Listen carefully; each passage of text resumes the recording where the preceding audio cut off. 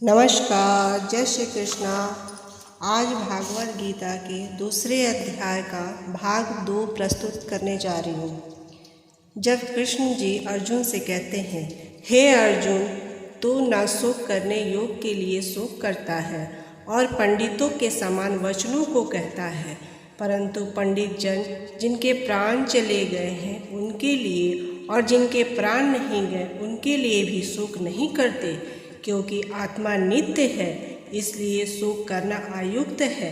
वास्तव में तो ऐसा ही है कि मैं किसी काल में नहीं था, अथवा तू नहीं था, अथवा यह राजा के लोग नहीं थे, और न ऐसा है कि इसमें आगे सब कोई नहीं रहेंगे।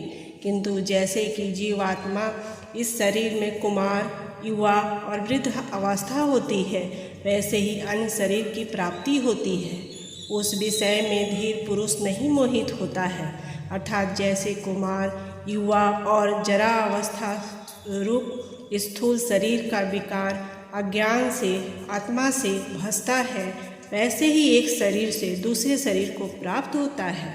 सूक्ष्म शरीर का विकार भी अज्ञान से ही आत्मा में भसता है, इसलिए तत्व को जानने वाले धीर पुरुष इस विषय में मोहित नहीं होते। हे कुंती पुत्र, सर्दी, गर्मी और सुख दुख को देने वाले इंद्रियां और विषयों के संयोग को क्षण भंगुर और अनित्य है, इसलिए हे भरतवंशी अर्जुन, उनको तो सहज कर, क्योंकि हे पुरुष श्रेष्ठ, दुख सुख को समान समझने वाले जिस धीर पुरुष को यह इंद्रियों के विषय में व्याकुल नहीं कर सकते, वह मोक्ष के लिए योग होता है। और हे अर्जुन, आसक्त वस्तुओं को तो अस्तित्व नहीं है और आसक्त अभाव नहीं है। इस प्रकार इन दोनों का ही तत्वज्ञानी पुरुषों द्वारा देखा गया है।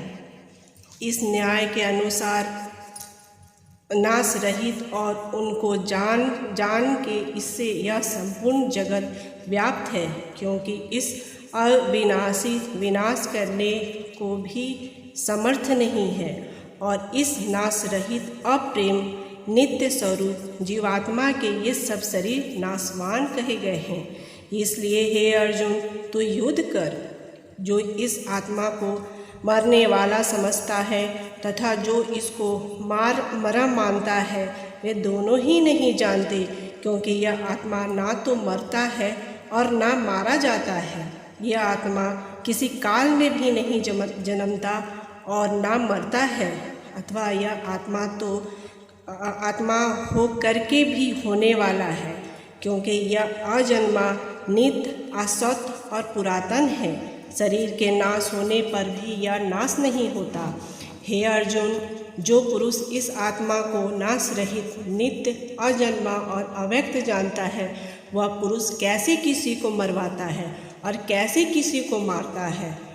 और यदि तू कहे कि मैं तो शरीर के वियोग का शोक करता हूँ, तो यह भी उचित नहीं है, क्योंकि जैसे मनुष्य पुराने वस्त्र को त्याग कर दूसरे नए वस्त्र को ग्रहण करता है, वैसे ही जीवात्मा पुराने शरीर को त्याग कर दूसरे नए शरीर को प्राप्त होता है।